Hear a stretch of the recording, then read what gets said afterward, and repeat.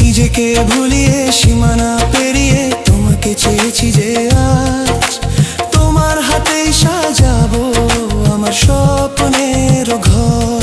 আমি তোমার প্রেমে পড়ে দুনিয়া ভুলে গেছি।